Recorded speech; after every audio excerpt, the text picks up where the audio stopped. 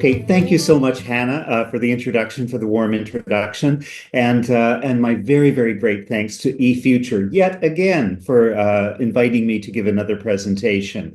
I really appreciate publishers like eFuture who take the time to educate teachers, to continue their education, but most of all, I appreciate you as teachers taking time out of your busy schedules, maybe time away from your friends and family to sort of learn a bit more about our profession. So I'm going to try to make this worth it for you.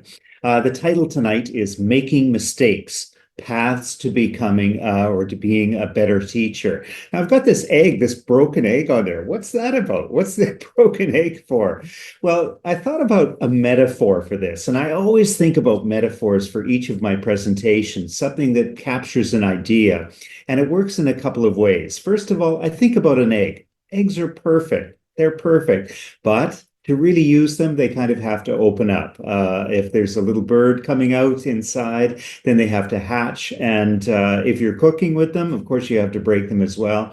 But we also make a lot of mistakes. An egg is the most common thing to drop in the kitchen, and oops, yeah, you make a little mistake, but then you learn from that mistake. And that's the theme tonight. So all of us, we're always making mistakes. Now, I do. I've been teaching for many years, and today's presentation is really talking about some of the mistakes that I've made over my career. So we all have accidents. We all maybe make poor choices from time to time, and we do make those mistakes. But what's really important for us, for all of us, is the lessons that we learn. How do we learn from our mistakes? How do we move forward? And how do we improve our teaching practice? That's going to be our focus for this evening. Now, I'm talking about some personal ones, 7 critical incidents in my own teaching career from when before I was a teacher all the way to up to today and what I'm doing. The important thing for you are the principles. So I'm talking about working with young kids, with adults. I'm talking about all different situations in different countries. I've lived in China, Hong Kong, the Middle East, and Canada, and worked in South America as well. So I've had a lot of experience, but in that I've learned things. So the topics are listening to students, repurposing learning opportunities, understanding patience, playing to teach, sequencing materials, understanding the roots of problems, and sharing good news. We're going to go through these one at a time. And I want to tell you right now 2 things, 2 important pieces of information. First of all, the video that we're giving right now and the PDF of the slides are both available to you afterwards. And secondly, the most important information comes at the very end, and that's my email. If you have some questions, I hope we'll have some time to answer those questions. But if we don't, you can write me directly and ask me any questions that you want, and we can have a little conversation. So don't be shy. Let's go. So the first one, listening to students.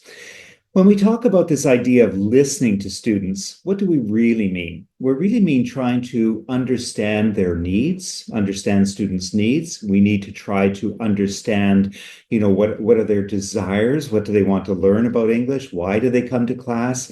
But also issues they might be having that might interfere with learning. Sometimes students are anxious, or maybe they're shy and they don't want to speak out. So there's a lot of things when we say listening to students, we're trying to better understand how we can help them as teachers to get, to connect them with the materials that we're using. So going way back, 100 years ago, when I was first starting to teach, still in university, I had to do teacher training and go visit a couple of schools. Now, my background didn't start in English as a second language. That's what I did my PhD in, but it didn't start there. I did work in English, using English in the second language at the secondary school and at the university level for many years. But before all of that, I worked with emotionally disturbed teenagers. That was my focus.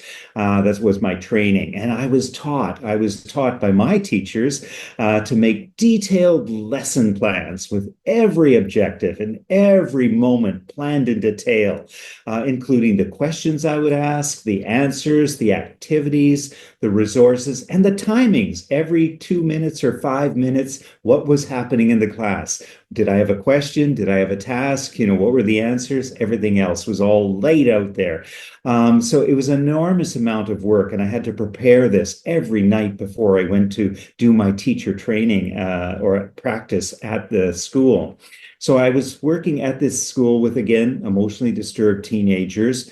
And after a week, I kept asking the teacher, I said, do you want to see my plans for today? And he said, no, no, it's okay. Or he would look at them and glance at them and shrug and things like that. And finally, after a week, he said, Ken, show me your plans. Can I see your plans today? And so I gave him my plans. I was so proud. I was so excited because they were all laid out, many colors. And he took them and he ripped them in half. I was horrified. I was horrified. I thought, what's going on here? What's going on here? Why did you do that? So I had to ask. I asked him, I said, why? Why did you do that? He said, I just want you to teach something else. I don't care. Just teach anything else or teach the same thing in a different way. Don't think about what your notes said. What am I supposed to do now? Right? I was shocked. I was absolutely shocked. So he sent me into the classroom, and it was a very casual sort of a classroom where the students were, and they were all slouching about, talking to each other and everything else. And I didn't really know what to do, and I kind of stood there for a couple of minutes, and then finally, I thought, okay, well, what was I planning to do? I was actually planning on doing something with the volume of a cylinder. So I started off as a math teacher as well as social studies and English, and then I eventually specialized in English as a second language. So right now, of course, as a general secondary school teacher, I was teaching mathematics, and I was teaching the volume of a cylinder. So I had my lessons and handouts and books and everything else all prepared, but I couldn't use those. I couldn't use those. So what could I do? So I looked down, and the one thing that I had is I had the measuring tape still in my pocket. And I was using that for part of the lesson, but that didn't work anymore and things like that. So I thought, well, where's the cylinder? And I looked around the classroom. I didn't really see any cylinders in the classroom. So I thought, okay, well, I'll do my head. So I started to do my head, started to try to figure out, and I'm doing this. And suddenly a couple of the students are looking up thinking, is he crazy? What's he doing and such? But I kept at it and I kept doing it. And then eventually, of course, they started asking, they say, hey, you teacher, what are you doing? And I started to explain, and I wrote the formula up on the board. And I said, I want to know how many cubic centimeters is in my head. Like how big is my head? I don't know. And I'm going to figure that out. So I just kept doing it. And gradually a couple came closer, and we became more involved. And then, because we had an hour, right? The more students started to get involved. And then they wanted to measure other parts of me. So I had to lay down on a piece of paper, we had lots of big pieces of paper. And I laid down, they drew around me, and then they were measuring my arms and wrists and everything else. And we were using the formula. I would love to say that it was a perfect class, that it was, a complete success. It wasn't, it wasn't totally engaged, but it was useful in teaching, not the students, but teaching me. I learned a few things that day. So some of the lessons that I learned is teaching isn't important if the students are not learning. And that was my head teacher's main idea. He felt like I was going in there, talk, but I wasn't really reacting to the students' needs and really being aware. Are they learning? Are they really picking this up? Are they somehow engaged? Which is the second part. The second part, make sure students are ready to learn. What do we mean by ready to learn? It's time. The class has started. Why aren't they ready to learn, right? I should go in and talk.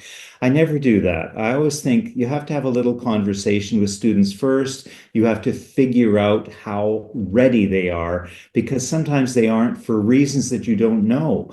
Sometimes there's been an accident or somebody's had a problem, or maybe the father, somebody's died or something in the family. So the mood is really, really too far down, and you should talk about that first.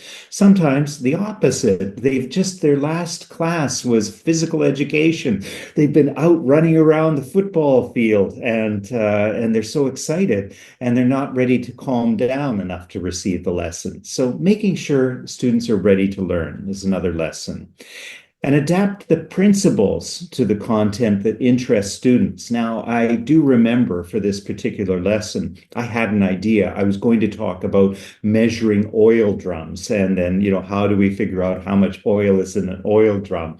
Stupid, stupid. I was such an idiot. Why? Because students aren't interested in that. Young teenagers aren't interested in how much oil is in an oil can, right? It really wasn't very important to them. Whereas, measuring your own head was kind of fun and unusual and gave them a story to talk about later. And maybe they did happen to learn a little bit about that. So moving on. Okay, so what can you do? What can you do? So again, these are examples from myself, but you want to be able to apply it to your own teaching and your students' own learning. So focus on learning over teaching. Now, really make sure asking yourself, not did I teach this, but did the students learn? Okay, so opening your mind in some ways. Think of your teaching and learning materials. And throughout here, I'm going to use some examples from eFuture, some of their different books. You may recognize some of them, but even if you don't use some of these books, that's okay. The principles will be the same. So anyway, I'll give you some examples and you can see. So, but look at your learning materials and imagine different approaches that you can use. So always asking yourself, what can you do a little bit differently? Now, this is a two-page exercise that I love. It's really fairly simple. It looks simple, but it's very sophisticated. There's what's happening in here. Essentially, students just have to insert the missing information. You can see some of the little dialogue boxes are blank, and in task A, you can see what the students are saying is all listed there. So that being the case, they have to go through, read it, and figure it out. So it sounds simple, but it's actually very, very complicated. Why? Because you have to have a deep understanding of what the surrounding dialogue is all about. And you have to pay particular attention to things like the verbs and things. So there's a lot of support that you can give to students initially. So one is providing graphic organizers. You can do this beforehand and teaching students about graphic organizers to organize their ideas or what they see or what they think about something is useful. Give them flashcards of important vocabulary. Ask students to highlight the main ideas. They can go through the story and maybe underline the key ideas. What is it really about? Highlight passages that they don't understand. If something's confusing for them, maybe circle those ones. And then as you go through, they'll learn it and they get that aha moment. Aha, I understand now. And that's a great thing. Share any key concepts. And that, for example, are the different types of tense that are used, because there's past tense and present continuous tense. So there's different things that are in there that are key concepts that they should learn. And then using it in different ways. So that's kind of preparation, but then using it. What else can they do? Well, they can act out the story. They can describe things in the pictures. They can create new dialogues, take out all of the dialogues and create new stories, have them talk about something else. Imagine what happens before and what will happen after the whole story, right? You do that with movies. You watch a movie, it finishes, and you think, oh, now that they've met and fallen in love, what will happen next? And you're always thinking that, right? And then say what they would do. Like the characters are making certain decisions there, but what decisions would the students make? Now, these seem like a lot of different activities, but there's a couple of purposes here. One is you get more use out of something, more use out of something. It means that you get to use it over and over again, particularly for students who need extra support. And some of these, like describing things in the pictures, are for low-level students, less able students. More able students, they can do them, they can create new dialogues and things like that. Number two, repurposing learning opportunities. Okay, so moving ahead a couple of years later, I was a teacher. I had graduated successfully. And one of my first jobs was at an alternative school for kids who had been expelled, kicked out of at least two other schools, and some of them three or four. And so they ended up in this school, which was in a converted church, and that church had a kitchen in it. When I went to work, they'd say, "Hey, Ken, you have a kitchen. Do you think you'd like to teach nutrition to the students, teach them maybe some cooking classes and stuff?" I said, "Absolutely. I love food. I love cooking, you know." And I thought, so I got, as usual, all prepared for that. I had the menus, I bought all the ingredients, I got everything organized. The students came into the class and they hated it and they ran away. "I hate vegetables. Everything stinks. I hate cooking. I'm not eating that." Yeah, so they had very definite opinions and such. And so that was really, really upsetting for me, disturbing. So what did I do? Well, I had a choice at this point. What should I try again, or should I try something different? So I talked to the other teachers, and maybe we can't teach what we want to teach about nutrition. Is there something else that we can teach? Well, we can use the resource, the kitchen, maybe to do something else. And so I said, let's brainstorm. And so we started brainstorming, what learning opportunities does a kitchen present? Well, there's math, measurements, there's kitchen safety, the tools like knives and ingredients as well, you have to be careful with. Ideas about nutrition, but also cooking techniques, language enrichment processes, social issues, multiculturalism. And then we got to the last one, racism. Now, these kids were terrible. They were very, very, very racist. They didn't like people who were not exactly like them. So that was a big problem. So I thought about this and said, how could we teach about racism? So I came up with an idea. Desserts from around the world. Although students may not like the food from another world, you know, they may not like Indian food or Chinese food or Korean food or something. Actually, in every country, students love desserts. I mean, from all around the world, they will eat desserts. So when they came in next week, I had made gulab, an Indian dessert, sweet, you know, dripping in honey, really, really good. It's doughy. And I said, you know what, guys, want to try one of these and such? And they said, sniffed it and they smelled it and then they took a little bite and then they gobbled them up and such like that. I said, okay, we're going to learn how to make these. And then 3/4 of the way through the lesson, I said, oh, by the way, I meant to mention these are from India, you know. And then all of a sudden, I could see in their heads their ideas sort of changing about stuff. And of course, we went on with other countries and different desserts, right? So what can you do? Repurpose your learning opportunities. So one way to do that is to go back to the objectives. Think, I want my students to be able to do what? To talk about, in this case, to talk about vacations and vacation vocabulary, talk about their own vacations, either real vacations or dream vacations, right? They don't have to have gone on a vacation. They can say, if I could go on vacation, and that's a whole new vocabulary opportunity with grammar, different grammar. So you can use textbook images to inspire the students, so to get them talking. And so this is a great diagram. I love these really, really action-packed diagrams that have so much going on. And there's lots of ideas that students can have about what's going on and what they could do. So they can talk about those sorts of things. That's great. Now, making objectives, an important thing to do with it is really to think how to personalize those objectives. So we've got a couple of quotes here. The first one, it says, you know, it's a process. It's a process of getting them to make the aim of one's own action. So we want to change the student's behavior with goals and objectives. It makes the direction of learning clear. You figure out what you're learning, motivation, achievement go up. They're specific, but they have a little bit of a challenge to make it, you know, interesting for students. And with high ability students, if you have really high level students, you can co-construct them. You can talk to them and you say, what are your goals? And I think actually, and I would go further, and I would say with all students, you could do this. What are your personal language learning goals? You're learning English. What do you want to do with it? What would you want to do with English? So, once you become a perfect English speaker, or even well before that, what would you like to do? Oh, well, I would like to get a job doing this. I would like to travel here. I would like to make friends. I would like to be able to do these English activities.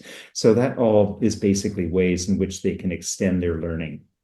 Okay, number three, understanding patience. Okay, when I was in prison for 18 months, as a teacher, I wasn't a prisoner, right? Okay, I was teaching in a juvenile detention center for really, really, really bad kids.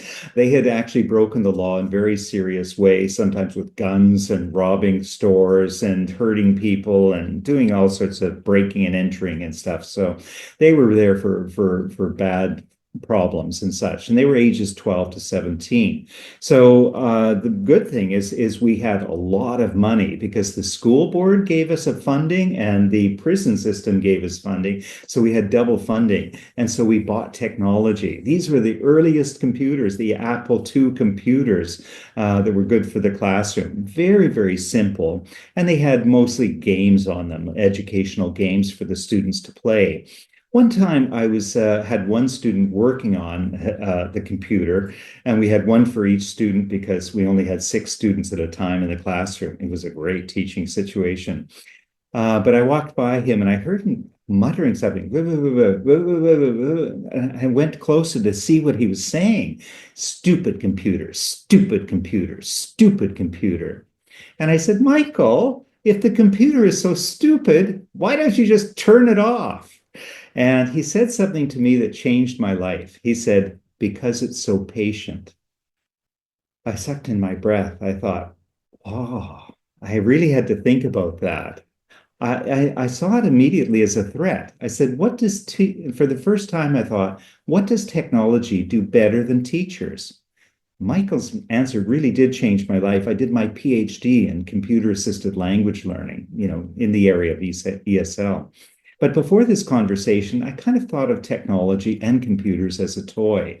But I began to suspect that technology would continue to improve. It has. And from that day, I began to wonder what computers could do better than teachers. So it's a question. And this idea of patience, if a student asks you a question, you give an answer, and then they say, "Oh, sorry, I still don't understand." You might paraphrase or something.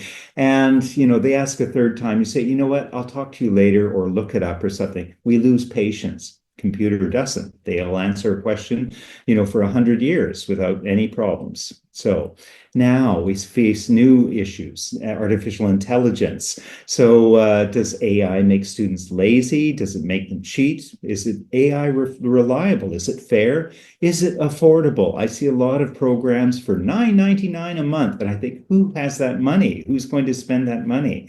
Not me, right? How can we make the most out of AI in teaching and learning? So we have to think about some of those issues. I have an answer. I think one thing that it can do really well is to localize and to personalize. So create complementary learning materials. Don't replace your learning materials because the books are really well researched. A huge amount of money and hours go into creating textbooks. But one thing they don't do very well is personalizing it for your students and localizing to it. So there might be certain things like local culture, food, sports, history, geography, and more that you want to be able to talk about. So you can do this, or be a lazy teacher. I always say that. Be a lazy teacher. Let your students do it. Let your students create some materials. So what can you do? Localizing and personalizing with technology. Well, for example, this is a unit which is a great unit, and it talks about all different animals. Aren't they cute? They're all smelling little flowers. I love these pictures, right? But maybe there's other animals in your country that students should be learning about as well. Now in Canada, you can see on our coins, we have four different animals. We have a loon, which is a kind of a duck, a caribou, which is a kind of a deer, a beaver, and a polar bear, right? So maybe for my students, I would want to teach them both about money and also about animals that are common to Canada. So that would be a difference there. How about personalizing materials? Well, students have personal interests as well. So you could use AI to create maybe some lessons or some topics around their pets or things that mean something special to them. So maybe goldfish is not in this unit, but maybe it is. I'm not sure. But if it's not, and the student has a goldfish, yeah, let's create some materials because that is the language that they're going to use. A student wants to be able to say, do you have a pet? And they think rabbit, cat, fox, squirrel, chipmunk or whatever. No, they want to be able to say, yes, I have a pet. I have a goldfish, right? So you give them the opportunity. There's a lot of this ideas about this idea of personalization coming up with artificial intelligence. And this is one that Arani says. He says in the future, he said, it'll eventually suggest what students should learn in local and personal contexts. In fact, you can do it already.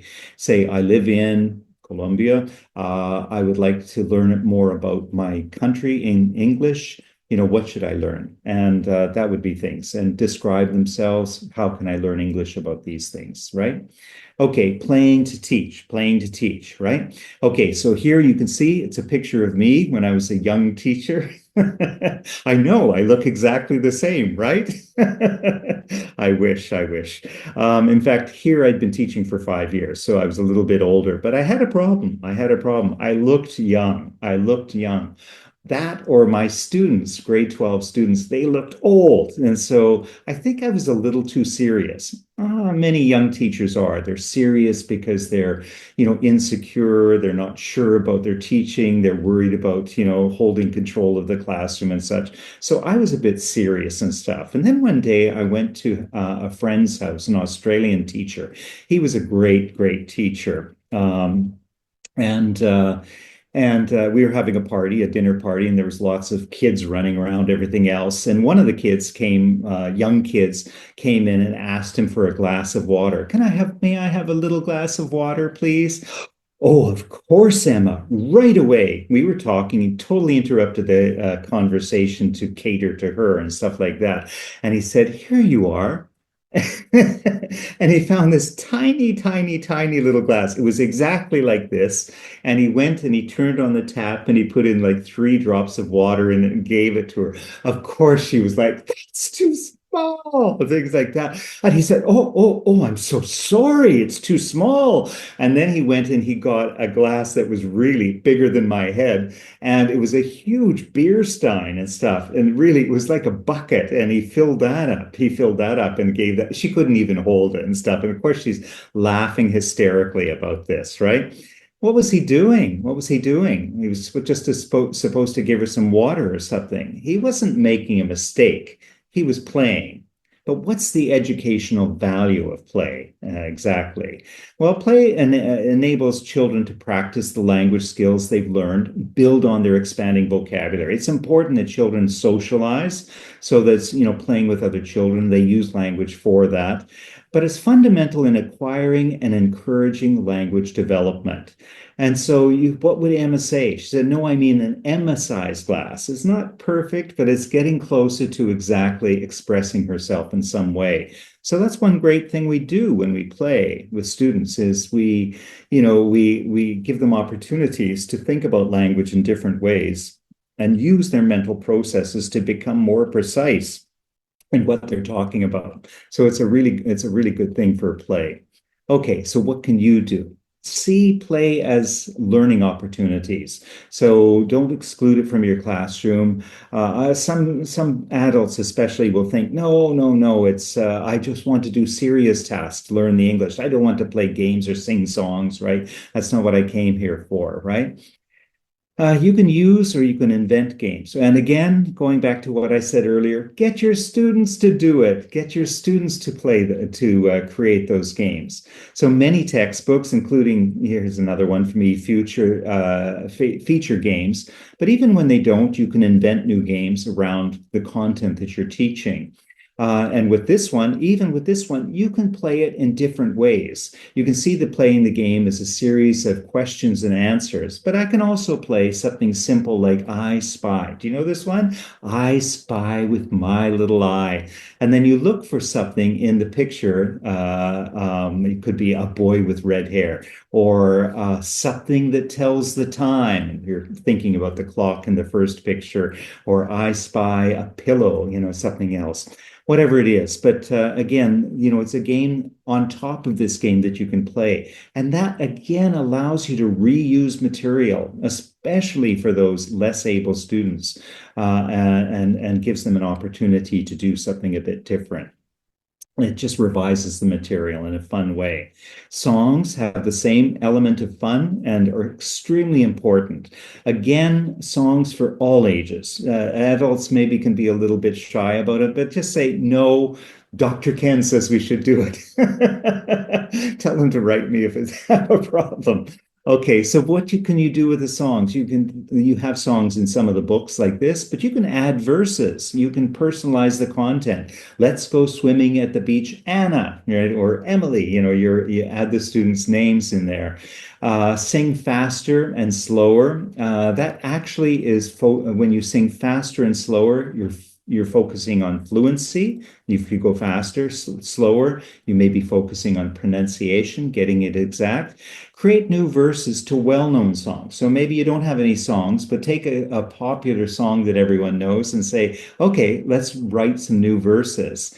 As you do that, why? What's the purpose? Well, students often think, oh, we're having fun, but in fact, you're teaching about syllables and rhyme and meter, how things fit in a sentence, and lots of other ideas there. Synonyms that would fit if another word is too long or too many syllables. So it's a lot of learning opportunities, and it's kind of subversive. The students think they're learning one thing, but as a teacher, they're learning something else. Number 5, sequencing materials. Okay, again, we've got 7 altogether. So this is a strange experience that I had. And again, it wasn't my mistake. I think it was somebody else's mistake, but I was visiting a language school. I'd gone with one of my publishers and we were just visiting, and it was kind of learning about, what was going on and talking to the teachers, gathering information.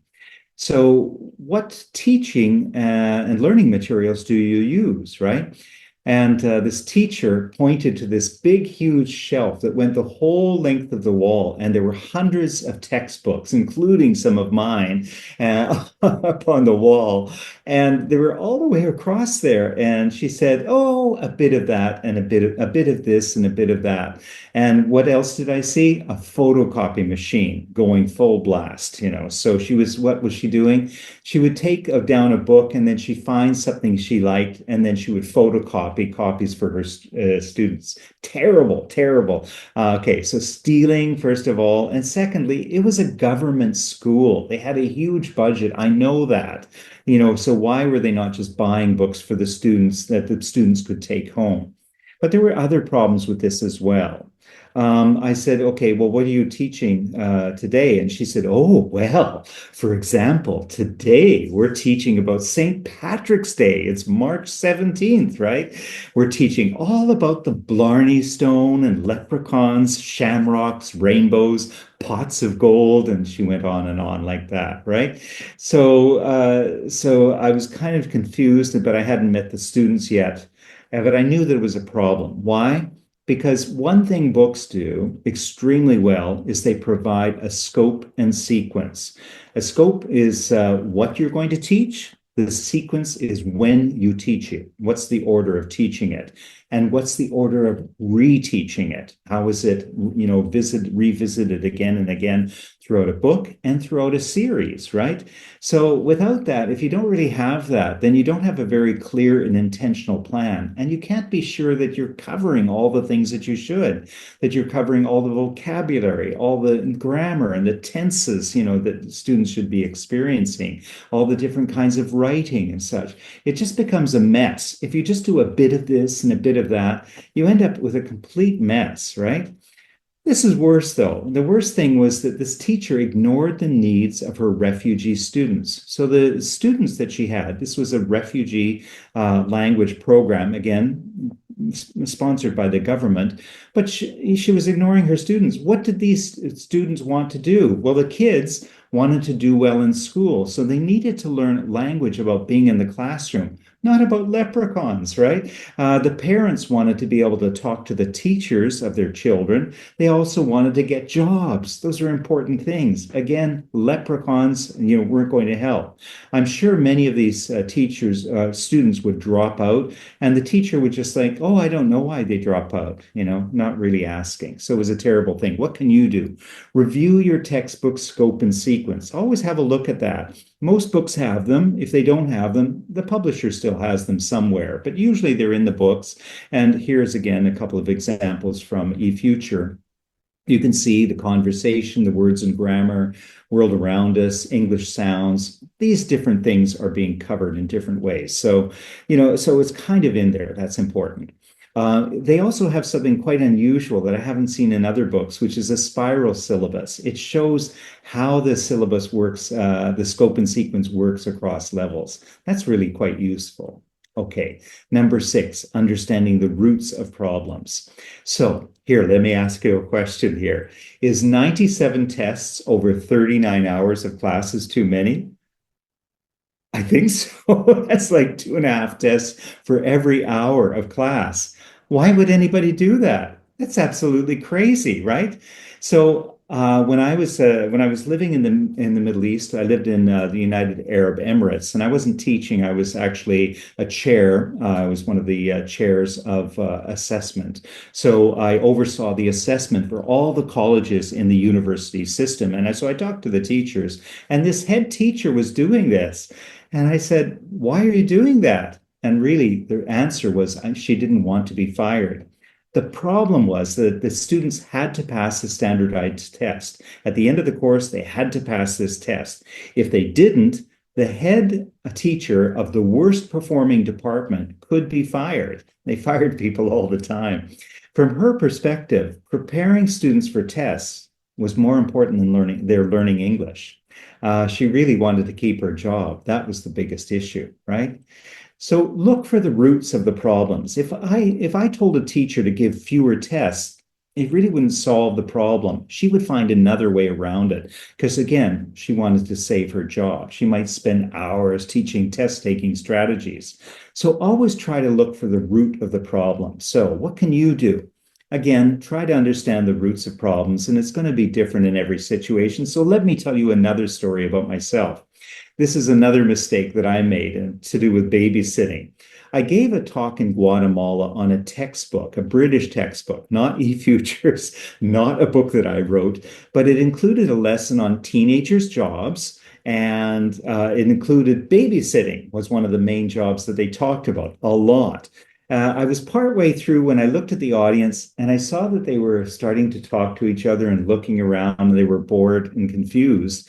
And I thought to myself, what's wrong? Oh, I thought, you don't hire babysitters, do you? Right? And they're shaking their heads, right? Guatemala, there's a family culture. You don't leave the kids at home. If you're going out to visit, if you're going to a restaurant, you take your kids with you, right? If you leave the kids home, well, the grandparents live with you, so they are going to take care of the kids. Or you have a big families, and the older ones will take care of the younger ones, right? So what did I do? I had to pivot and I asked another question. I said, tell me about the part-time jobs teenagers do in Guatemala. You can use the book to teach intercultural differences. So I tried to twist it around in some way to do that. In fact, it just wasn't really a good unit for Latin America. Right. Okay, we're getting close to the end here. Race against time. Sharing good news. This is our seventh one. Our seventh one is something that I learned about teaching probably too late. I wish I had learned much earlier. We teach as we were taught. So often we repeat the mistakes that our own teachers made because we thought it was normal. We thought that's what all teachers do. So we pick up a lot of bad habits. And one for me was doing public corrections of students' work in front of the class. I might make an overhead transparency in those days of maybe the worst student, take off their name, but then I would show it. But of course, the student would know, and some of his friends would recognize the handwriting. And so it was really embarrassing. It was embarrassing for them. Why? Why shame students? Why make students feel bad about their mistakes, right? What's the purpose there? I'm not saying you shouldn't tell them about their mistakes, but you shouldn't shame them. So is this how you like to get feedback? Is it motivating? Of course not. So I thought, how can we flip this paradigm? And I came up with this idea that I call brilliant ideas that I do with all my own classes. Now, as I mentioned, I teach graduate students and doctoral students now. And I always do this after their they have to write a couple of papers. After their first paper, I find something nice to say about every student's work, or as many students as I can. And it can be as simple as a great title. It could be many different things, but I just put them all in there and then I go through them one at a time and share. It has a few purposes, me doing this, right? What happens when you praise students in this way? They feel good. They work harder. And I can take the worst paper and find one thing that's good about it. So David writes a great title and he goes home from work, from the class, and his wife says, "Oh, David, how was your class?" "Great. Actually, the teacher loved my title," right? He's got something nice and he feels good about it. They often become aware of what the others can do. So they say, "Oh, the other students are doing this well. I suppose I could do it the same. I should be expecting more of myself." They become experts and peer teachers. And so if one of the students has used quotations or referencing, the other students say, "How did you do that? Can you tell me more about that?" And that helps. And they look forward to assessment. So that's all good. So what can you do? Tailor feedback to student behaviors. Now, this is again one last example. This is a more secondary sort of series from eFuture on the Roman Empire. It's got all these things. So as you're going through, you can give two kinds of feedback. One is the good news sandwich, right? So start with good news, explain the problem, end with good news. Now, in this one, you can see the little answers I've written in there. They've done some things, and I would say to the student, I said, "You did pretty well. Most of your answers were correct and stuff, but." The middle of the sandwich, assassinate. You misspelled it. The word is written just above. So maybe you should practice that word and be more careful when you're looking at those. But also, I wanted to say your handwriting is very lovely. So, okay, so good news, bad news, good news at the end, right? Sometimes the problem is different. Problem is different. The student vandalizes their book, writes in it inappropriately, right? Then you want to use the velvet hammer. "Can I ask you a question? I see a problem. Can you explain it to me? This problem cannot continue. What can we do about it?" So anyway, so here we can sort of say some things and just say, writing in your book is not appropriate. Why did you do that? "Oh, well, I whatever, and things like that. And then again, you say it's not going to continue. What are you going to do about it? "I promise I'm not going to do it again." Okay, I'll take you to that. But remember motivation. I would take that student and, later on, I know I'm going to need some artwork. I'd go back to that student. I'd say, "Hey, I know you like to draw. Come and do something for this poster, okay?" So what do we know? Very briefly, very briefly. We're always growing as teachers. Don't teach as you were taught without thinking. And mistakes, accidents, and poor choices, they happen to everyone. Accept them and build on them. Learn from your own and others' experiences as well. Something we can all do. Okay.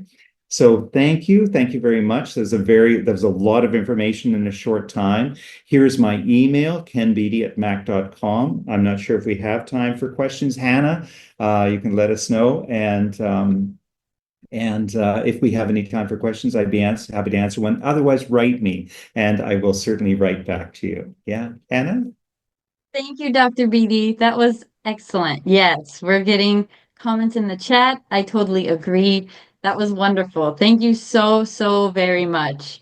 Very encouraging. Right now, we maybe have time for one or two questions. Everyone is saying thank you so much. It was so inspirational. Such an excellent lesson. I totally agree. I learned a lot. I feel comforted as well. If you have a question, we maybe have time for one or two. So I'm going to give you that chance right now. Um, as Dr. Beatty said, if you have any questions that you think about later, he has his email right there that you can contact him. We also have a PDF if you would like the PDF. We can send that to you as well. So let us know. You can email him, and I will show you eFuture's email a little bit later on. A lot of wonderful comments. Your experiences are so grand. I have learned so much from you. I don't see any questions. I see a lot of fans. Yeah, You have I'll a take lot of fans. Yes. Yes. Thank you very much. I like the way you tell stories. Very inspiring. Thank you for your present. Oh, we have a question. We have a couple questions. Okay, yay. So, as teachers, oh, Yeah. we have a lot now. Okay. So I'm going to read off the first one. As teachers, we often feel pressured to appear perfect in front of our students. How can we openly acknowledge our mistakes in the classroom in a way that supports student learning and maintains our credibility? Right. So, could you answer that quickly? We have some other questions as well. Great question. I think the big thing is to always, basically humanize yourself and say, you know what? I'm really, really good at a lot of things. I'm older than you. Whatever. I'm educated and such. I know a lot of things. I don't know everything. So, but I promise you, if I don't know something, I will find out, or I will help you find out in some way.